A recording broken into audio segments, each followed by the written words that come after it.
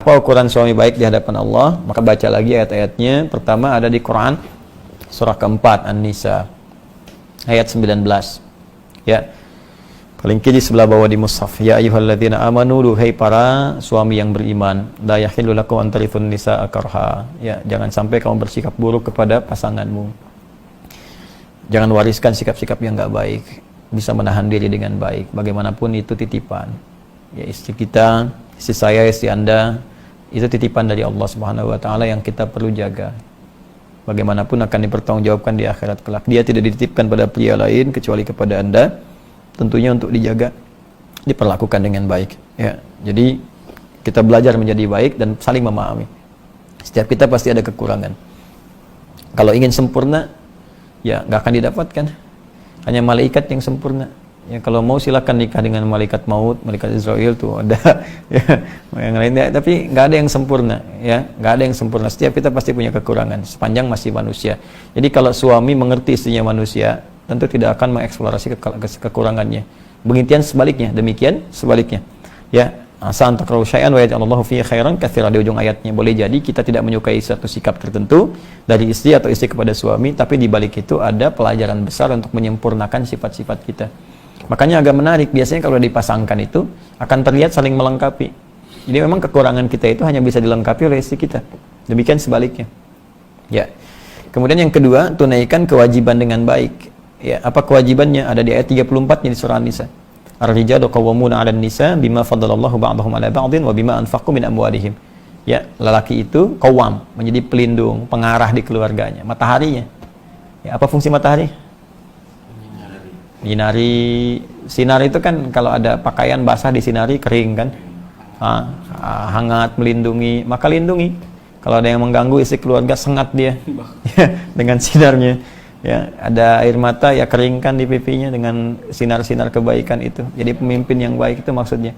Makanya laki-laki diibaratkan dengan matahari. Nabi Yusuf pernah bermimpi, ya ini ra'aitu ahada asyara kawkaba wa syamsa wal qamara ra'aituhum li sajidin.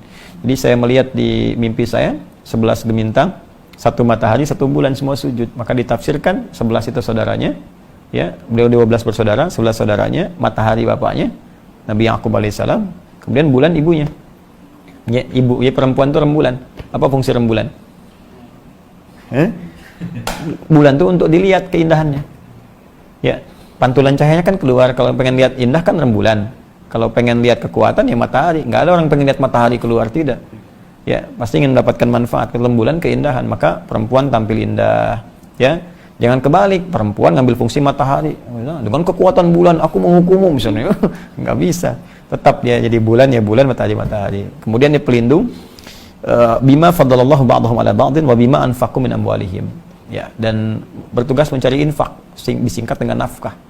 Kata Allah, saya sudah berikan perangkat mencari nafkah pada suami, bukan pada istri. Ya. Jadi nafkah itu beda dengan kerja biasa. Istri boleh kerja nggak? Boleh, tapi kebolehannya diikat. Apa ikatannya? Tanpa mengabaikan kewajibannya di rumah tangga kalau sudah menikah. Ada anak jangan sampai terabaikan, nggak dapat asinya, nggak dapat perhatiannya, pendidikan, kasih sayang ke ibu hilang. Ya, lebih dekat dengan asisten rumah tangga dibandingkan ibunya, itu salah. Ya, salah. Bagaimanapun Anda mencari rezeki itu di luar, untuk di dalam kan? Sekarang yang di dalam menjauh dari Anda. Jadi apa manfaatnya Anda mencari di luar? Para ayah juga begitu. Ya. Jadi poinnya nafkah itu. Jadi kalau nafkah begini, di rumah ada berapa orang? 2. Antum sama istri, anak nggak dihitung. Bertiga. Baik. Antum istri anak kan? Baik. Antum nyari nafkah nih.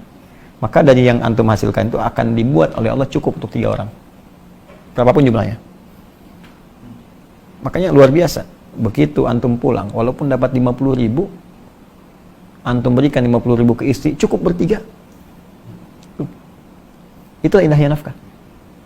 Tapi kalau orang yang bukan petugas nafkah, mencari nafkah, istri mencari misalnya kan, maka hasil itu akan dicukupkan hanya untuk dirinya saja.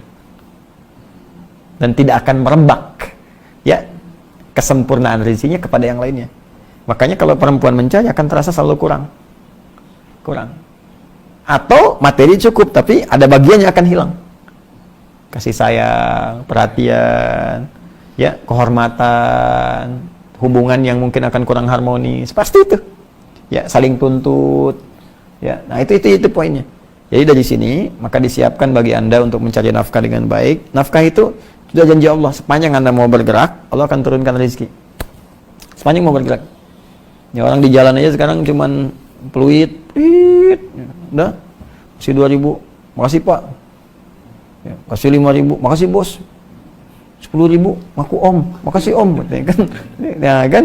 Nah, ada kondisi itu, tapi kan dapat gitu, ada, ya. Tapi halal dan baik. Al-Baqarah 168. Saya kira itu. Semoga bermanfaat insyaallah.